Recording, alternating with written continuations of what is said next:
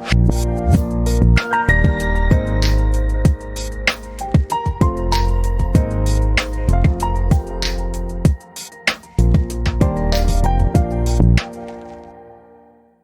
స్తోత్రం కలుగును గాక. మన ప్రభు అయిన యేసుక్రీస్తు నామములో మరొకసారి మీ అందరికీ నా హృదయపూర్వక వందనాలు తెలియజేస్తున్నా. ఈ సమయంలో పరిశుద్ధ దినమందు ప్రార్థన చేసుకొని ఈ కూటాన్ని మనం ప్రారంభించుకుందాం. పరిశుద్ధుడా, ప్రేమ కలిగిన మా తండ్రి, దయ కలిగిన మా యేసయ్య, నీ పరిశుద్ధ నామానికి వందనాలు స్తోత్రాలు చెల్లిస్తున్నా. దేవా, మరొక పర్యాయము నీ సన్నిధానంలో ప్రార్థించడానికి, స్తుతించడానికి, ఆరాధించడానికి కృపణించిన దేవానికి వందనాలు స్తోత్రాలు. నిలబడుతున్న దైవదాసుని మీరు మరుగుపరచండి, మీరు వాడుకోమని మేము ప్రార్థిస్తున్నాం. సహాయం చేయండి ప్రభువా. వింటున్న బిడ్డలందరికీ వినుబుద్ధి దయచేయమని, నీ వాక్యములో ఆయన అయా స్తుతి లాంటిది, బండలు బద్దలు కొట్టి స్తుతి లాంటిది కఠినమైన హృదయాలను మార్చండి ప్రభువా.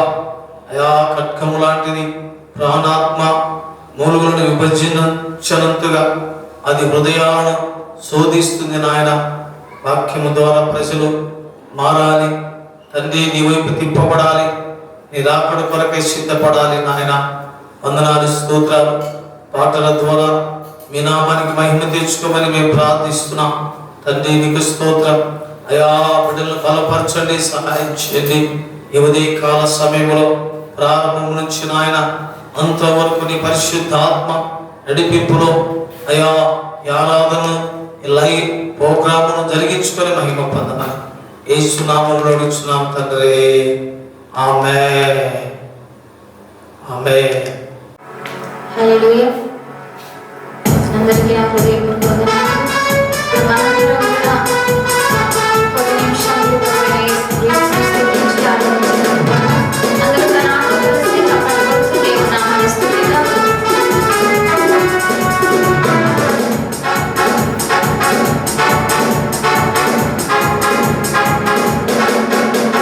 మంచి స్నేహితుడా, మంచి కాపరివి, మంచి స్నేహితుడా.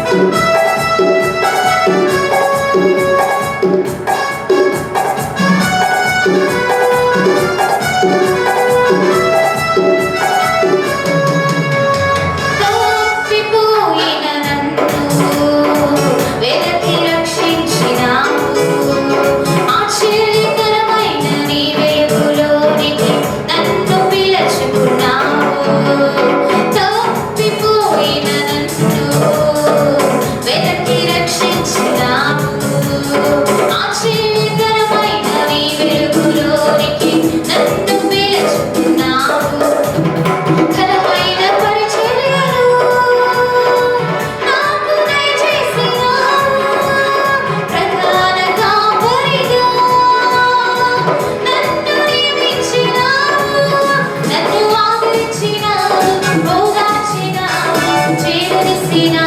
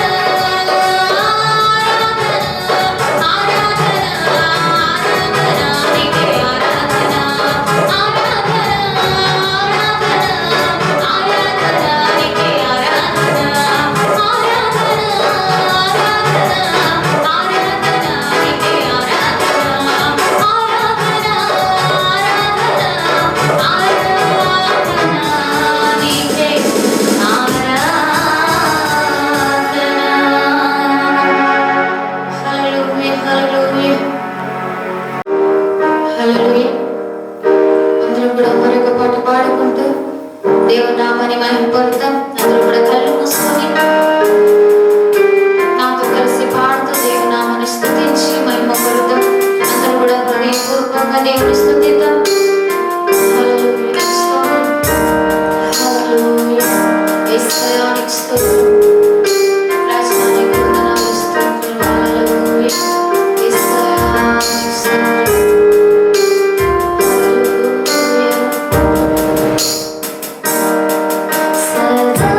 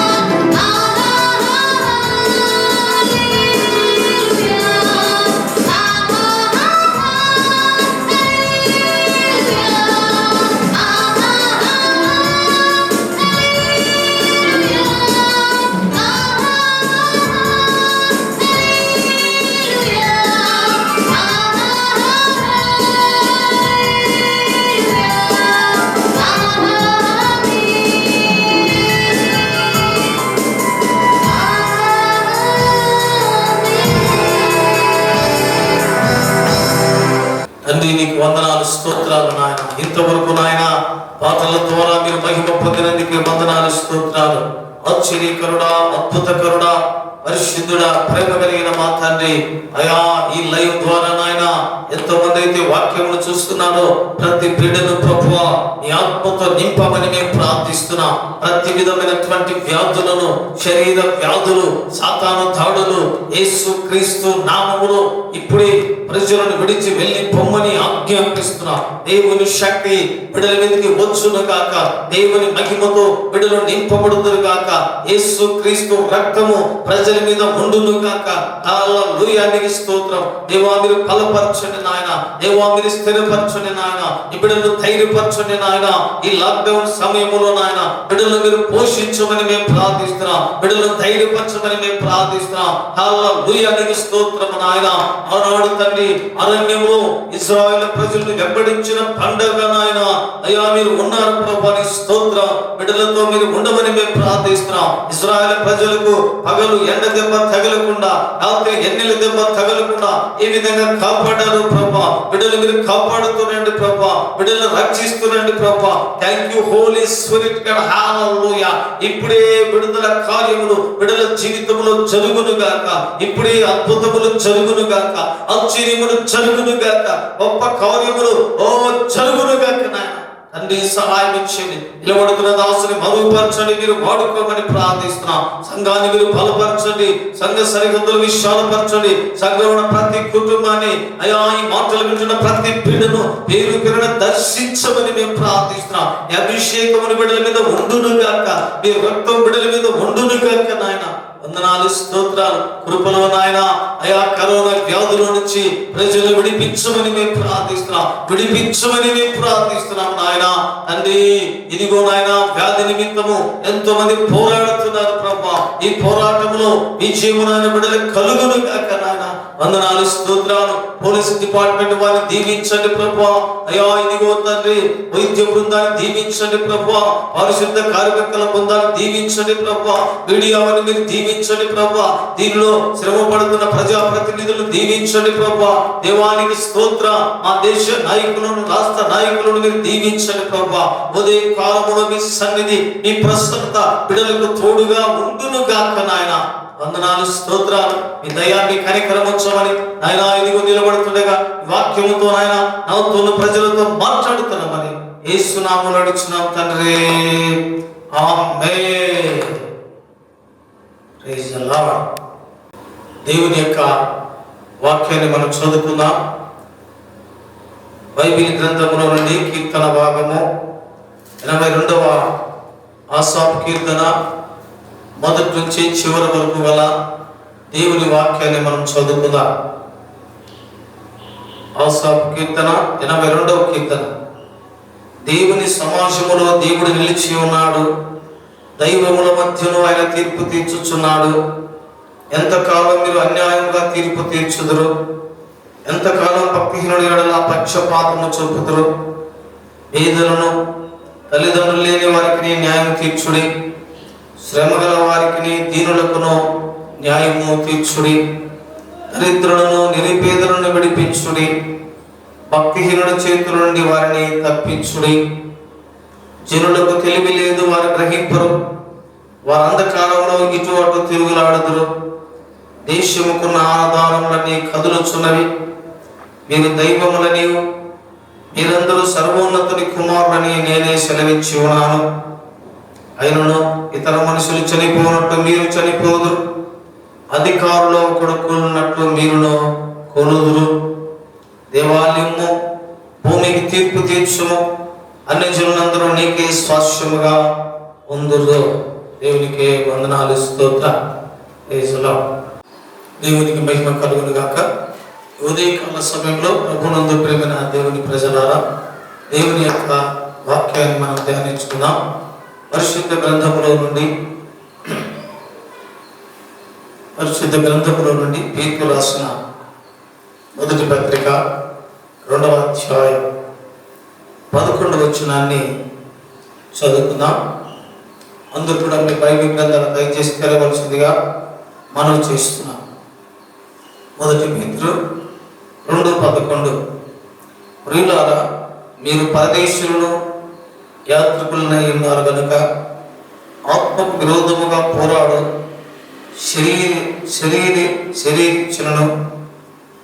శరీరాశలను విసర్జించుడి. దేవునికి స్తోత్రం కలుగును గాక. బైబిల్ గ్రంథములో నుండి మనం గమనిస్తే, ప్రభునందు ప్రియమైన దేవుని ప్రజలారా, ఈ ఉదయకాల సమయంలో నా యొక్క ధ్యాన సందేశము ఆత్మీయ పోరాటం. మనమందరం కూడా పోరాటంలో ఉన్నాం. ప్రతి ఒక్కరూ కూడా కరోనా అనే వ్యాధితో పోరాడుతున్నారు. అధికారులు, పోలీసులు, పారిశుద్ధ కార్మికులు, వైద్య బృందం అందరూ కూడా పోరాడుతున్నారు. అయితే ఈ పోరాటంలో ప్రతి ఒక్కరూ కూడా విజయం పొందాలని, ఆ వ్యాధిని పారదోలాలని ప్రయత్నం చేస్తున్నారు. అలాగనే మన ఆత్మీయ జీవితంలో కూడా మనకు కొన్ని పోరాటాలు ఉన్నాయి. ఈ పోరాటము మనము దేనితో పోరాడాలి అంటే, ఇది ఆత్మీయ పోరాటం. దేనితో మనం పోరాడాలి అని బైబిల్లో మనం చూస్తే, ఒకటి మన శరీర ఇచ్ఛలతో మనము పోరాడాలి. ఇక్కడ రాయబడి ఉంది, ఆత్మకు విరోధముగా పోరాడు శరీర ఆశలను విసర్జించుడి. శరీర ఆశలతో, శరీర ఇచ్ఛలతో మనకు పోరాటం ఉంది. కాబట్టి మొదటి పోరాటము ఈ శరీర ఇచ్ఛలలో నుండి మనం పోరాడి శరీర ఇచ్ఛలను పూర్తిగా చంపివేసి దేవునికి అనుకూలమైనటువంటి జీవితాన్ని మనము జీవించాలి. ఇంకొక మాటలో చెప్పాలంటే, పాపముతో పోరాడాలి. హెబ్రీయులకు రాసినటువంటి పత్రికలో ఏమని రాయబడి ఉందంటే, హెబ్రీయులకు రాసిన పత్రిక 12వ అధ్యాయము 4వ వచనంలో ఒక మాటను నేను చదువుతాను, చూడండి. బైబిల్ గ్రంథంలో నుంచి ఏమని రాయబడిందంటే, మీరు పాపముతో పోరాడుటలో రక్తము కారణంతగా ఇంకా దానిని ఎదిరింపలేదు. పాపముతో పోరాటం,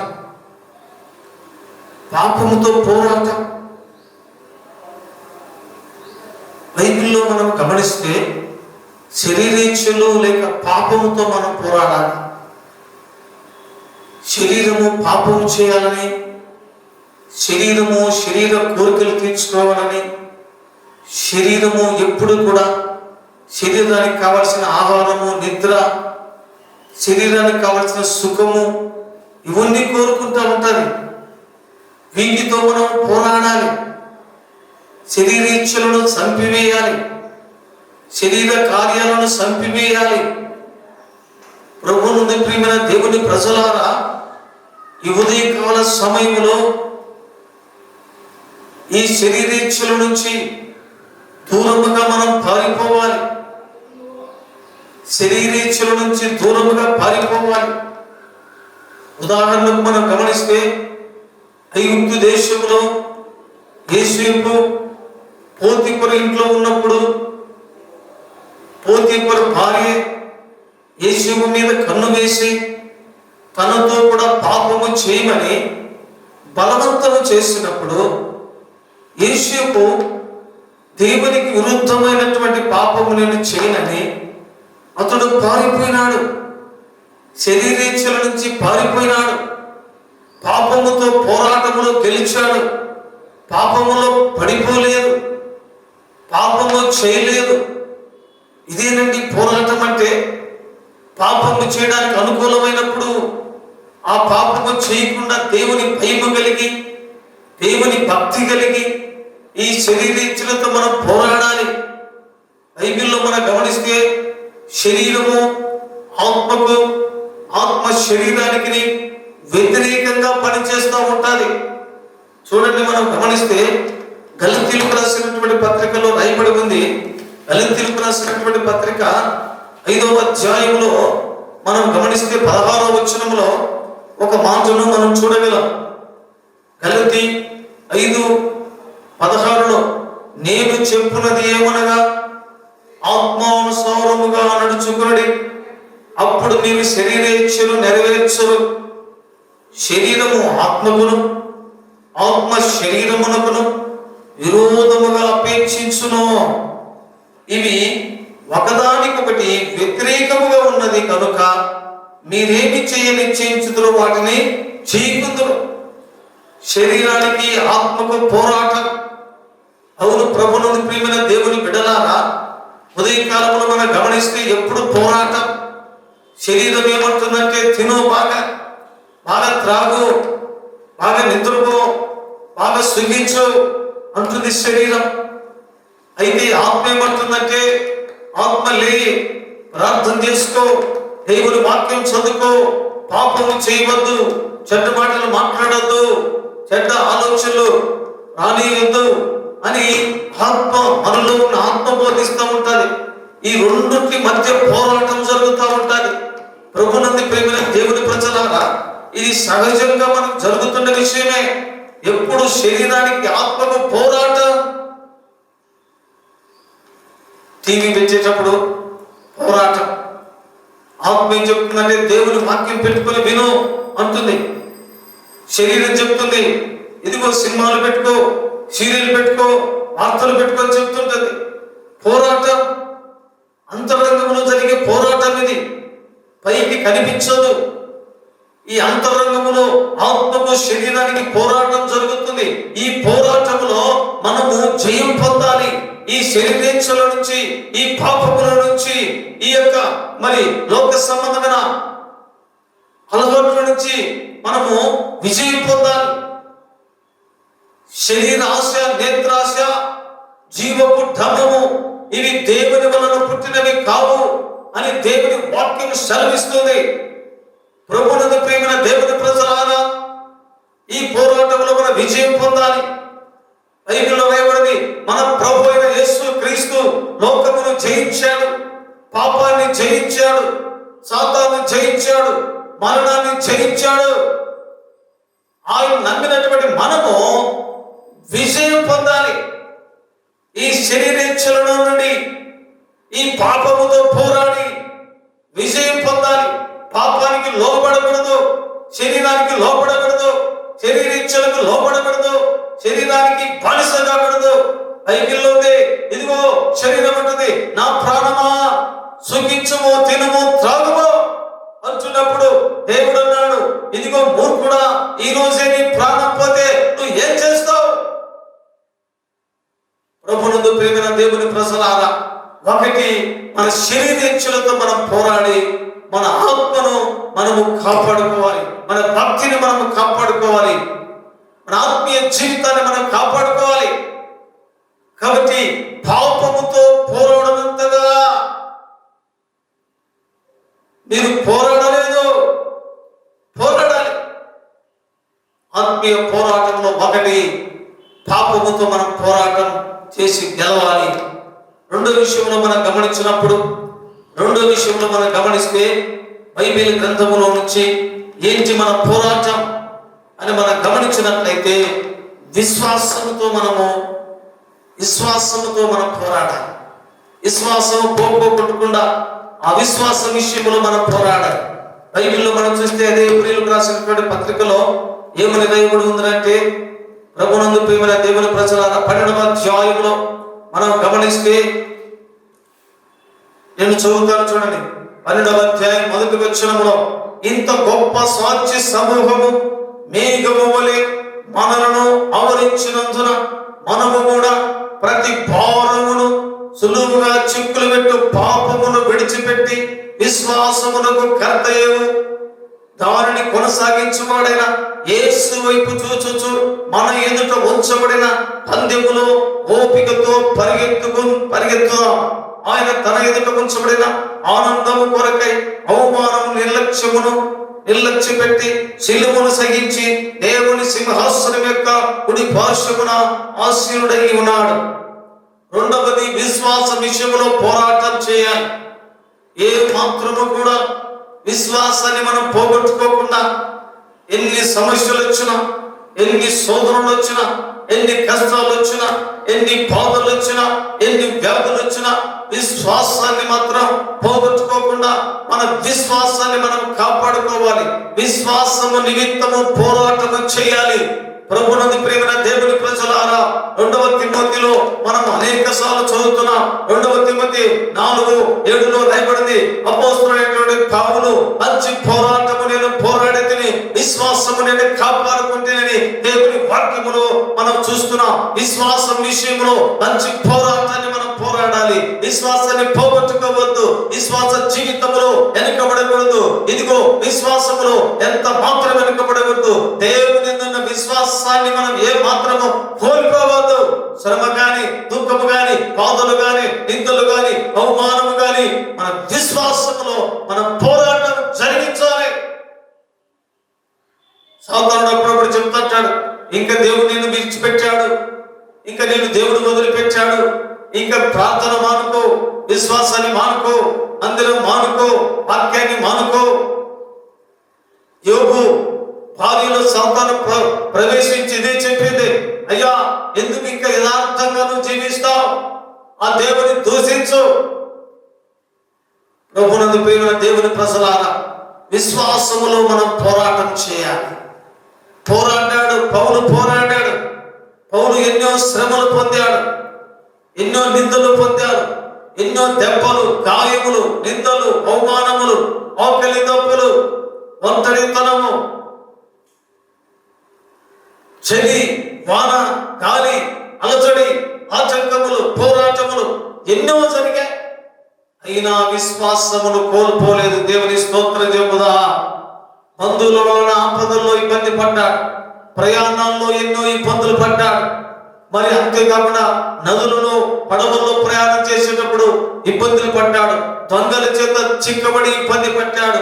మరి అనేక సార్లు నిద్రలు లేక ఇదిగో నిద్రాగారాలు మానుకున్నాడు. ఆకలి దప్పులను అనుభవించాడు. ఎంతగానో శ్రమ పడ్డాడు. కానీ ఎన్ని శ్రమలు పడ్డా కూడా పౌలు తన విశ్వాసాన్ని ఏమాత్రము పోగొట్టుకోలేదు. బైబిల్ గ్రంథములో మనం గమనిస్తే, పౌలు పడినటువంటి శ్రమలు మనం గమనిస్తే చాలా ఉన్నాయండి. అన్ని శ్రమల్లో కూడా తను విశ్వాసాన్ని పోగొట్టుకోలేదు. పోరాడాడు, విశ్వాసం కొరకు పోరాడాడు, విశ్వాసాన్ని గట్టిగా పట్టుకున్నాడు. చూడండి, 2వ కొరింథీయులకు రాసిన పత్రిక 11వ అధ్యాయము 23వ వచనాన్ని నేను చదువుతాను. క్రీస్తు పరిచారకుల యజమాని వలె మాట్లాడుచున్నాను. నేను మరీ ఎక్కువగా క్రీస్తు పరిచారకుడును. మరి విశేషముగా నేను ప్రయాసపడి తిని, మరి అనేక పర్యాయములు చెరసాలలో ఉంటిని, అపరిమితముగా దెబ్బలు తింటిని, అనేక మార్లు ప్రాణాపాయములో ఉంటిని, యూతుల చేత 5 మార్లు ఒకటి తక్కువ 40 దెబ్బలు తింటిని, 3 మారు బెత్తములతో కొట్టబడి తిని, ఒకసారి రాళ్లతో కొట్టబడి తిని, 3 మారు ఓడ పగిలి శ్రమ పడి తిని, ఒక రాత్రింబగళ్ళు సముద్రములు గడిపి తిని, అనేక పర్యాయములు ప్రయాణములోను, నదుల వలనైన ఆపదలోను, దొంగల వలనైన ఆపదలోను, నా స్వజనుడైన ఆపదలలోను, అన్ని జనుల వలనైన ఆపదలలోను, పట్టణములో ఆపదలలోను, అరణ్యములో ఆపదలలోను, సముద్రములో ఆపదలలోను, కపట సహోదరుల వలన ఆపదల్లోను ఉంటిని. అంతేకాదు, బైబిల్లో మనం గమనిస్తే కష్టముతోను, తరచుగా జాగరణలతోను, ఆకలి దప్పులతోను, ఉపవాసములతోను, చలితోను, దిగంబరత్వముతోను ఉంటిని. ఇంకా చెప్పవలసినవి అనేకములున్నవి. ఇవియు కాక సంఘములన్నిటిని గురించిన చింతయు కలదో. ఈ భారము దినము నాకు కలుగుచున్నది. ప్రియమైన సహోదరి సహోదరుడా, ఇన్ని బాధలు ఉన్నాయి, ఇన్ని కష్టాలు ఉన్నాయి, ఇన్ని దెబ్బలు, ఆటంకాలు, చెరసాలలో వేయబడ్డాడు, ఆకలి దప్పులు, దిగంబరత్వము, వస్త్రాలు లేక ప్రయాణంలో ఆ బంధువుల వలన, స్నేహితుల వలన, కపట సహోదరుల వలన ఇన్ని బాధలు పొందినప్పటికీ కూడా పౌలు తన విశ్వాసాన్ని ఏమాత్రము పోగొట్టుకోలేదు. కాబట్టి విశ్వాసములో మనం పోరాడాలి. ఇది పోరాటం, ఆత్మీయ పోరాటం. సహోదరి సహోదరుడా, ఒకటి శరీరేచ్ఛలతో, పాపముతో మనం పోరాడి గెలవాలి. రెండవది విశ్వాసములో పోరాటం చేసి మన విశ్వాసాన్ని కాపాడుకొని మనము గెలవాలి. మూడో విషయం వచ్చినప్పుడు బైబిల్ గ్రంథములో నుంచి చూడండి, మూడో విషయము ప్రార్థనలో మనం పోరాటం చేయాలి. ప్రార్థనలో రోమీయులకు రాసినటువంటి పత్రికలో మనం గమనిస్తున్నప్పుడు, ప్రభునందు ప్రియమైన దేవుని ప్రజలారా, రోమీయులకు రాసినటువంటి పత్రిక 15వ అధ్యాయము 30వ వచనము 32వ వచనము నేను చదువుతాను. రోమీయులకు రాసిన పత్రిక 15:30లో మూడవ పోరాటము ప్రార్థనలో పోరాడాలి. సహోదరులారా, నేను యూదయలో ఉన్న అవిధేయుల చేతుల నుండి తప్పించబడి యెరూషలేములో చేయవలసి ఉన్న ఈ పరిచర్య పరిశుద్ధులకు ప్రీతికరమవునట్లు నేను దేవుని చిత్తం వలన సంతోషముతో మీ వద్దకు వచ్చి మీతో కలిసి విశ్రాంతి పొందినట్లు మీరు నా కొరకు దేవునికి చేయు ప్రార్థనల యందు నాతో కలిసి పోరాడవలెను. దేవునికి స్తోత్రం చెబుదా. హల్లెలూయా. పౌలు రోమాలో ఉన్న సంఘముతో, విశ్వాసులతో, పరిశుద్ధులతో చెబుతున్నటువంటి మాట మీరు గమనించినట్లయితే, ఎవరితో చెబుతున్నాడు ఈ మాటలు మనం గమనించినప్పుడు, దేవుని ప్రజలారా, రోమీయులకు రాసిన పత్రిక మనం గమనిస్తే అక్కడ రాయబడిన మాట మనం చూస్తే ఎవరితో చెబుతున్నాడు అంటే దేవుని ప్రజలతో, సంఘముతో, పరిశుద్ధులతో, విశ్వాసులతో చెబుతున్నాడు. మీరు ప్రార్థనలో నాతో కూడా పోరాడవలెను. ప్రార్థనలో మనము పోరాడాలి. మనుషులతో పోరాటం కాదు, భార్య భర్తలు ఒకరితో ఒకరు పోరాటం కాదు, ఇరుగు పొరుగు వారితో మన పోరాటం కాదు. మన పోరాటం ఎవరితో? ప్రార్థనలో మనం పోరాడాలి. నీకొక సమస్య వచ్చింది, నీకొక కష్టం వచ్చింది, నీకొక బాధ వచ్చింది, నిన్ను సాతాను వెంబడిస్తున్నాడు, నీ పిల్లలు నీ మాట వినడం లేదు, నీ కుటుంబంలో ఆశీర్వాదము లేదు, నీ జీవితంలో నెమ్మది లేదు, నీ జీవితంలో సమాధానము లేదు, ఏదో తెలియని వేదన, బాధ ఉంది, కృంగుదల ఉంది, ఆర్థికంగా ఇబ్బందిగా ఉన్నా, ఎన్నో అప్పుల బాధలతో ఉన్నా, ఎన్నో సమస్యలతో ఉన్నా. అయితే వీటన్నిటిలో నుండి మనం విజయం పొందడానికి మనకు ప్రార్థనలో పోరాటం కావాలి. పౌలు అన్నాడు, నేను ప్రార్థనలో పోరాడుతున్నాను, నాతో కూడా మీరు పోరాటం చేయండి, నాతో కూడా మీరు పోరాడండి అంటూ ఉన్నాడు. ప్రభునందు ప్రియమైన దేవుని ప్రజలారా, మనందరికీ తెలుసు, ఒక మహాభక్తుడు యాకోబు గారు, ఆయన రాత్రంతయు దేవునితో పోరాడినాడు. ప్రార్థనలో ఎంతగా పోరాడినాడంటే, ఒకరోజు రాత్రి తనకు కలిగిన వేదనను బట్టి, తనకు కలిగిన దుఃఖమును బట్టి, తనకున్నటువంటి మరణ భయమును బట్టి రాత్రి వేళలో కన్నీళ్లు విడిచుచు ప్రార్థన చేస్తున్న సమయంలో ఒక దేవదూత ప్రత్యక్షమైంది. వెంటబడి దేవదూత పాదాలు పట్టుకున్నాడు.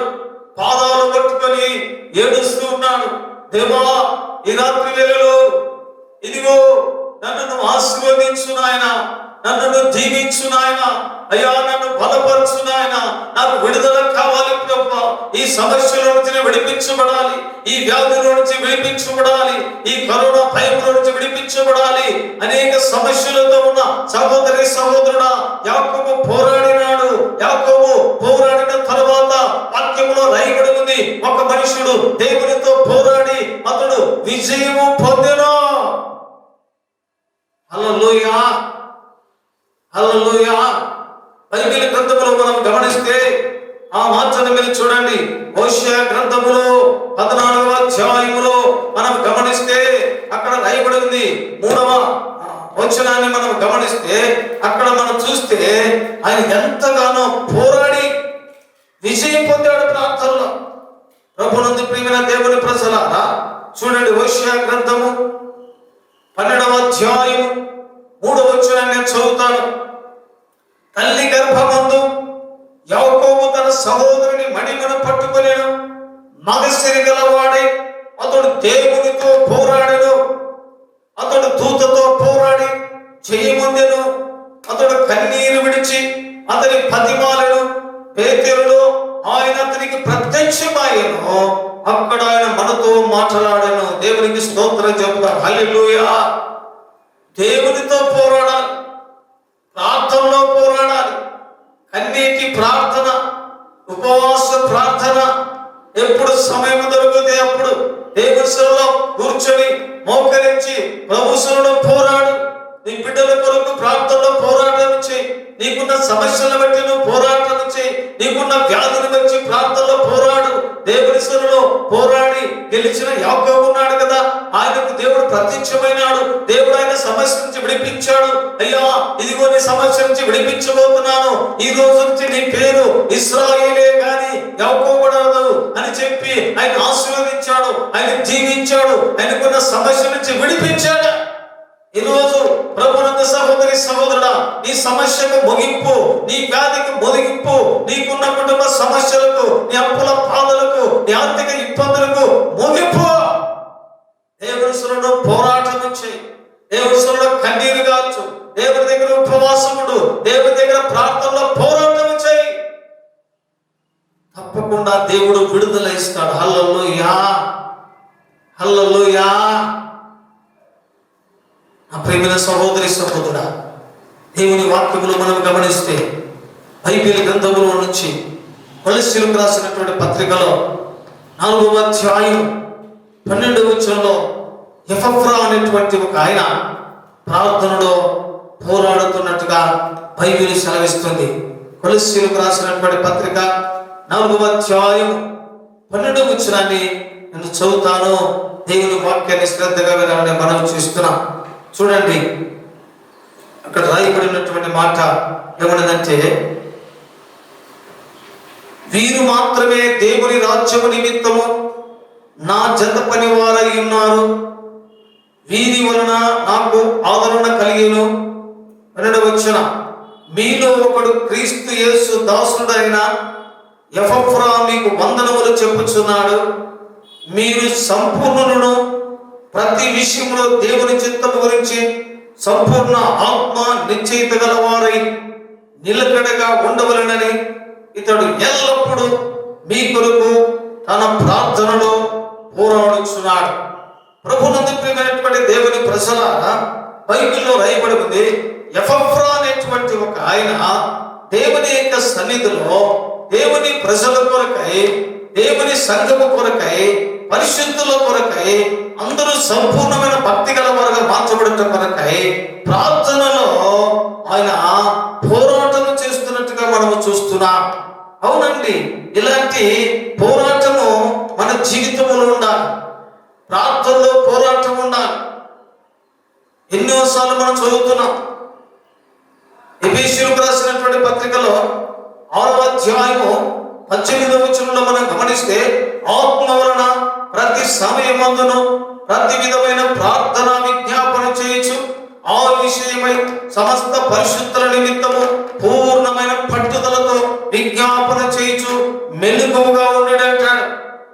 ఈ పోరాటం ఎలా ఉండాలంటే పట్టుదలతో కూడిన ప్రార్థన. ప్రభువా, ఈ సమస్య ఖచ్చితంగా విడుదల కావాలి. ఈ సమస్యకు నాకు జవాబు కావాలి. ఈ రోగం నుంచి విడిపించబడాలి. ఈ సాతాను బంధకం నుంచి విడిపించబడాలి. ఈ శరీరేచ్ఛల నుంచి విడుదల పొందాలి. ఈ సమస్యల నుంచి, ఆర్థిక సమస్యల నుంచి, అప్పుల బాధల నుంచి నేను విడిపించబడాలి. నా బిడ్డలు మారాలి ప్రభువా, నా భర్త మారాలి ప్రభువా, నా కుటుంబం దీవించబడాలి ప్రభువా, నా సంఘము దీవించబడాలి ప్రభువా, నా సంఘంలో ప్రతి బిడ్డ దీవించబడాలి ప్రభువా, నా దైవజనుడు బలపరచబడాలి ప్రభువా. దేవా, ఇదిగో పట్టుదలతో పట్టుదలతో పట్టుదలతో ప్రార్థన చేయాలి. ఇదే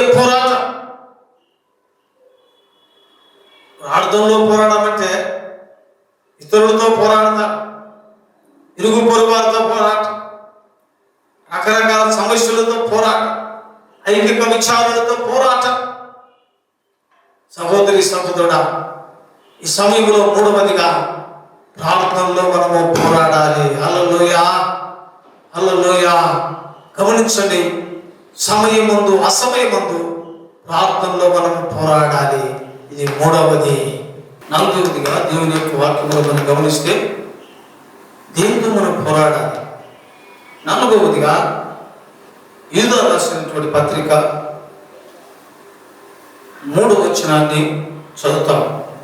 ప్రియులారా, మనందరికీ కలిగే రక్షణను గురించి మీకు రాయవలనని విశేష ఆసక్తి గలవాడనై ప్రయత్నపడుచుండగా పరిశుద్ధులకు ఒక్కసారి అప్పగించబడిన బోధ నిమిత్తము మీరు పోరాడవలనని మిమ్మును వేడుకొనుచు మీకు రాయవలసి వచ్చినదే. బైబిల్ గ్రంథంలో నుంచి నాలుగవది దేని విషయంలో మనం పోరాడాలంటే బోధ విషయంలో. బోధ మనకు దేవుడు అప్పగించిన బోధ. ఇది దేవుడు ఒకేసారి మనకు అప్పగించాడు. స్పష్టంగా రాయబడింది, పరిశుద్ధులకు అప్పగించబడిన ఒక్కసారి అప్పగించబడిన బోధ నిమిత్తము మనము పోరాడాలి. బోధ విషయంలో మనం ఖచ్చితంగా ఉండాలని అర్థం. పోరాడాలి అంటే మనము ఏ బోధ ద్వారా మనం దేవుని నమ్ముకున్నాం, ఏ సహవాసం, ఏ సత్యంలో మనం అంగీకరించబడ్డామో దాని నిమిత్తము మనం పోరాడాలి. ప్రభునందు ప్రియమైన దేవుని ప్రజలారా, నానా విధములైనటువంటి బోధలు ఉండవచ్చు. అయితే వాటితో మనకు అవసరం లేదు. మనకు దేవుడు అప్పగించిన బోధ, ఆది అపోస్తలులకు దేవుడిచ్చినటువంటి బోధ ఏంటంటే, వారు ఏం చేసేవారంటే, వారు సువార్తను ప్రకటించేటువంటి వారు, రోగుల కొరకు ప్రార్థన చేసేటువంటి వారు, దయ్యములను ప్రార్థన చేసి యేసు నామములో వెళ్ళగొట్టేటువంటి వారు, సంఘాలను స్థాపిస్తూ ఉండేటువంటి వారు, పరిశుద్ధాత్మతో నింపబడుతూ దేవుని సువార్తను ప్రకటిస్తున్నటువంటి వారు. ఈ బోధను దేవుడు ఆది అపోస్తలులకు అప్పగించాడు. ఈ బోధలో మనము స్థిరపడాలి.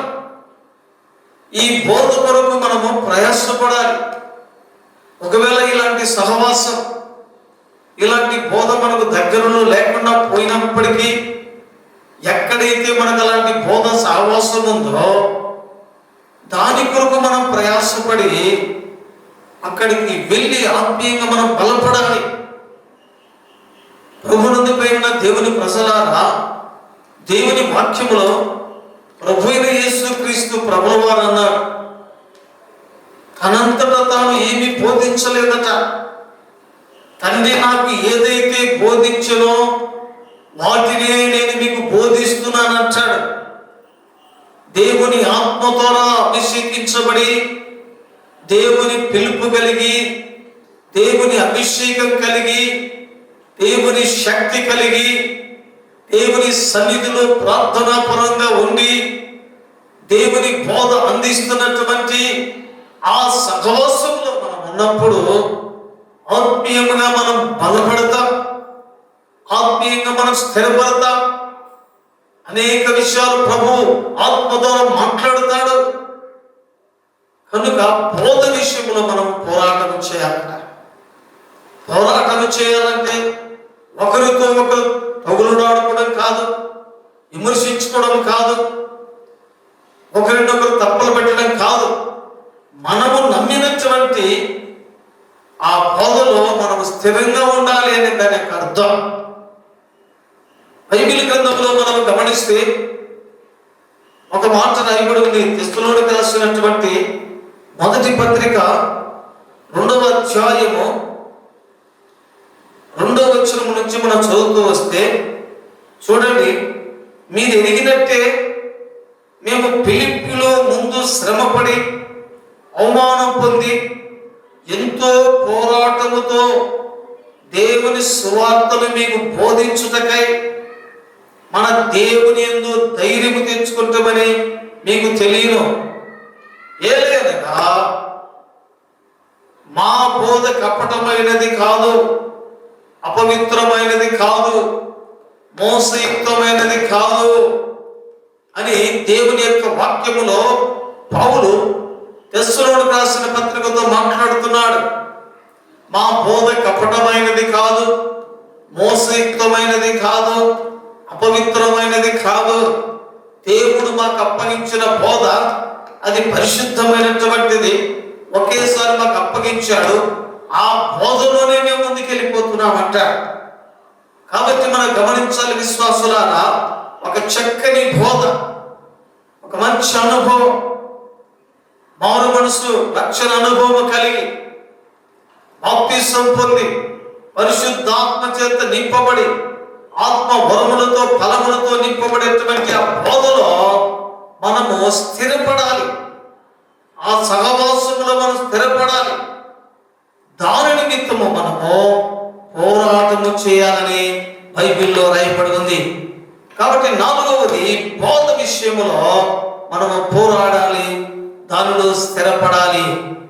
5వ విషయానికి వచ్చినప్పుడు బైబిల్లో మనం చదివితే పౌలు మరి దేవుని సువార్త నిమిత్తములో పోరాటం చేశాడట. పోరాటం సువార్త ప్రకటించే విషయంలో ఇప్పుడే మనం చదివా. ఏమంటాడంటే ఆయన చూడండి, మీరు ఎరిగినట్టే మేము ఫిలిప్పీలో ముందు శ్రమపడి అవమానం పొంది ఎంతో పోరాటముతో దేవుని సువార్తను మీకు బోధించుటకై మన దేవుని ధైర్యం తెచ్చుకుంటామని మీకు తెలియను. సువార్త ప్రకటించే విషయంలో పోరాడాలి. కొన్నిసార్లు ఆటంకాలు వస్తూ ఉంటాయి, కొన్నిసార్లు ఇబ్బందులు వస్తూ ఉంటాయి.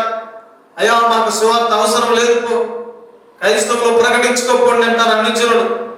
కొన్నిసార్లు మరి దేవుని ప్రజలే క్రైస్తవులే అంటారు, మేము క్రైస్తవులు, మాకు సువార్త అవసరం లేదు పోండి,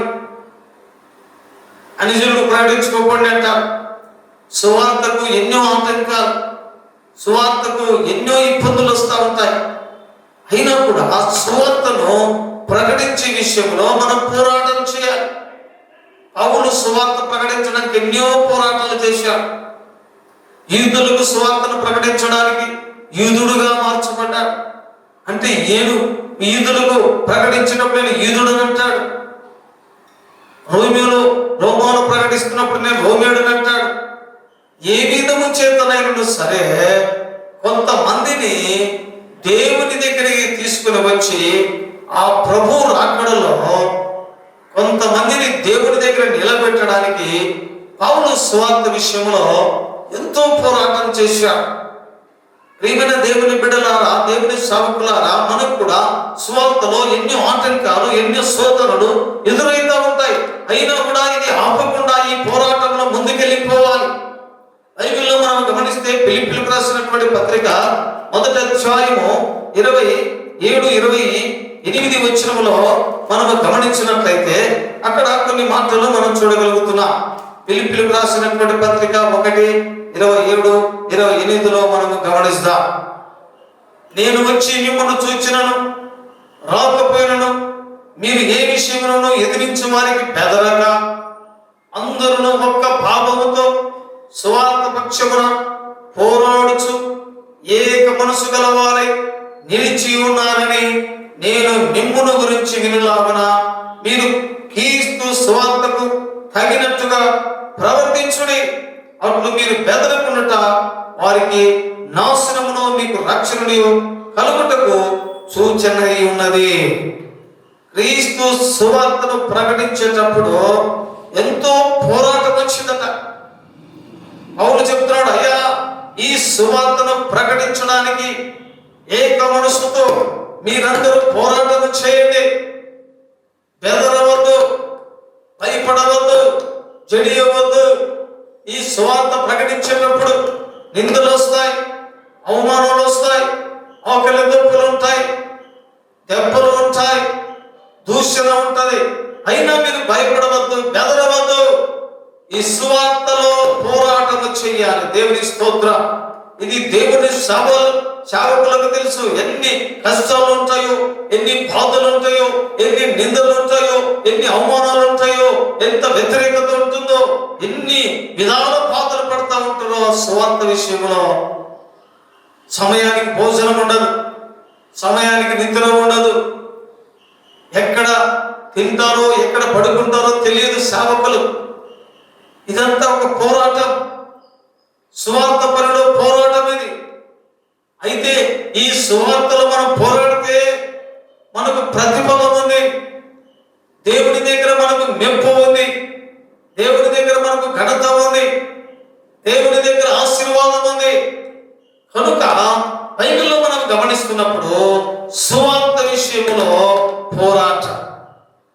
మరి ఇంత మాటను మనం గమనిస్తే కొరింథీయులకు రాసినటువంటి 2వ పత్రిక 7వ అధ్యాయము 5వ వచనంలో మనం గమనించినట్లయితే, ప్రభువునందు ప్రియమైన దేవుని ప్రజలారా, అక్కడ కూడా పౌలు అంటాడు, మేము మాసిదోనియాకు వచ్చినప్పుడు మా శరీరము ఏమాత్రం విశ్రాంతి పొందలేదు, ఎటు పోయినను మాకు శ్రమే కలిగాను, ఎనుపట పోరాటం, లోపట భయం ఉండేను. చూడండి, మాసిదోనియాకు వచ్చినప్పుడు మాసిదోనియాలో విశ్రాంతి లేదట.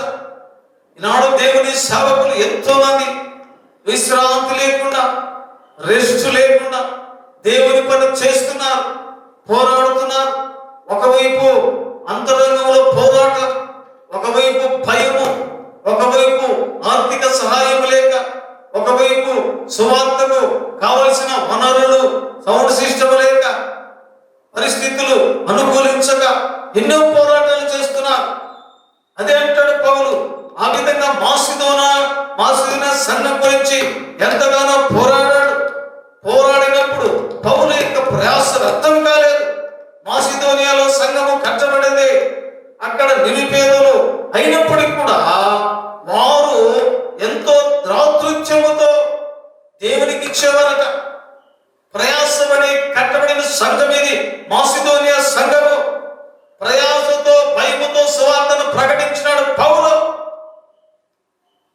8వ అధ్యాయంలో మనం గమనిస్తే మొదటి 2 వచనాలు రాయబడింది ఆ మాసిదోనియా సంఘమును గురించి. సహోదరులారా, మాసిదోనియా సంఘములకు అనుగ్రహించబడిన దేవుని కృపను గురించి నీకు తెలియజేస్తున్నాను. ఏలగనగా వారు బహు శ్రమల వలన పరీక్షించబడగా అత్యధికముగా సంతోషించి, మరియు వారు నిరుపేదలైనను వారి దాతృత్యం బహుగా విస్తరించెను. ఈ కృప విషయంలో పరిశుద్ధులకైన పరిచయంలో పాలుమంది విషయంలో మనస్పూర్వకంగా మమ్మను వేడుకొనుచు, వారు సామర్థ్యము కొలది కాక సామర్థ్యం కంటే ఎక్కువగా తమంతట తామే ఇచ్చినని మీకు నేను సాక్ష్యము చూచున్నాను. మాసిదోనియా సంఘం ఎంతో శ్రమ పడింది, ఎన్నో కష్టాలు పడ్డారు, నిందలు అవమానాలు పొందారు. అయినా కూడా దేవుని పని విషయంలో సువార్త కంటే, దేవుని పని కంటే, దేవుని పరిచర్య కంటే వారు ఎంతగా ఇచ్చేవారంటే నిరుపేదలండి వారు. అయినా కూడా వారి సామర్థ్యములకు మించి దేవుని పని కొరకు, దేవుని సువార్త కొరకు, దేవుని సేవకుల కొరకు తమ ధనాన్ని వారు ఇచ్చేవారని పౌలు సాక్ష్యం ఇస్తున్నాడు. మేము బీదవాళ్ళం లేండి, మేమేమి ఇస్తాము, ఉన్నోళ్ళు ఇస్తారు అనుకుంటాక. బీదలైనా ధనవంతులైనా ఎవరైనా సరే దేవునికి యథార్థముగా హృదయపూర్వకంగా ఇవ్వాలి. అప్పుడు మనం దీవించబడతాం. ఇత్తనము ఎత్తితే అది మొలక ఎత్తి సమృద్ధిగా పంట వస్తుంది. దేవుని పని కొరకు మన డబ్బును ఖర్చు పెట్టాలి, మన ధనాన్ని ఎత్తాలి. ప్రభునందు ప్రియమైన దేవుని ప్రజలారా, చివరి మాట, సువార్త ప్రకటించే విషయంలో మనం పోరాడాలి. దేవునికి స్తోత్రం కలుగునుగాక. ఈ ఉదయ కాలంలో నా మాటలు ముగిస్తున్నాను సహోదరి సహోదరుడా. ఎన్నో విషయాలు ఉన్నాయి బైబిల్లో. ఒకటి, శరీరేచ్ఛలతో మనము, పాపముతో మనం పోరాడాలి. శరీరేచ్ఛలు లేక పాపములో పోరాడి గెలిచాలి. రెండవది, దేవుని వాక్యంలో మనం గమనిస్తే విశ్వాస విషయంలో మనం పోరాటం చేసి మన విశ్వాసాన్ని కాపాడుకోవాలి. మూడో విషయాన్ని మనం గమనిస్తే ప్రార్థనలో మనం పోరాడి యాకోబులాగా విజయం పొందాలి. నాలుగవది, బోధ విషయంలో మనం సత్యము తెలుసుకున్న తర్వాత ఆ సత్యములో మనం నిలబడాలి. ఐదవది, సువార్త పని విషయంలో మనం పోరాడాలి, విజయం పొందాలి. నా ప్రియమైన సహోదరి సహోదరుడా, ఈ ఉదయకాల సమయంలో నా మాటలు ముగిస్తున్నాను. చాలా విషయాలు ఉన్నాయి.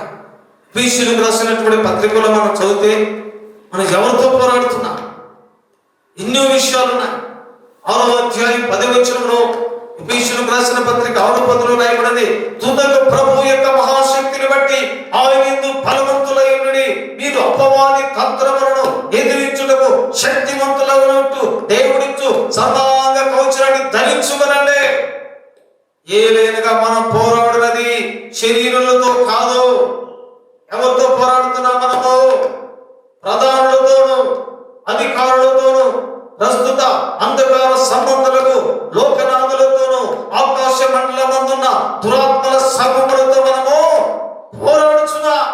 అధికారులతో పోరాటం, ప్రధానులతో పోరాటం, లోకనాథులతో పోరాటం, కంటికి కనిపించని అంధకార చీకటి శక్తులతో పోరాటం. విశ్వాస జీవితంలో ముందుకెళ్లకుండా, ప్రార్థనలో ముందుకెళ్ళకోకుండా, దేవుని పనిలో ముందుకెళ్లకుండా, దేవుని పరిచయంలో ముందుకెళ్ళకోకుండా, దేవునికి ఇచ్చే విషయంలో ముందుకెళ్ళకోకుండా సాతాను మనతో పోరాటం చేస్తుంది. మందిరానికి ఏం పోతాంలే, అవసరం లేదులే, ఇంట్లోనే ప్రార్థన చేసుకో అంటుంది. ఇదిగో వాక్యం తర్వాత చదువుకోవచ్చు, పని చేసుకో అంటుంది. ఇదిగో తర్వాత ప్రార్థన చేసుకోవచ్చులే, ముందు నీ సొంత పని చేసుకో. పోరాటాలు ఇవన్నీ, ఆత్మీయ జీవితంలో పోరాటాలు. సాధారణ మనం ఎంతగానో పోరాటంలో ఇరికిస్తున్నాడు. అయితే సహోదరి సహోదరుడా, ఉదయకాలంలో ఈ పోరాటంలో నువ్వు గెలవాలి. ఈ సాతానుతో, ఇదిగో ఈ లోకనాథులతో, ఈ ప్రస్తుత అంధకార శక్తులతో నువ్వు పోరాడాలి.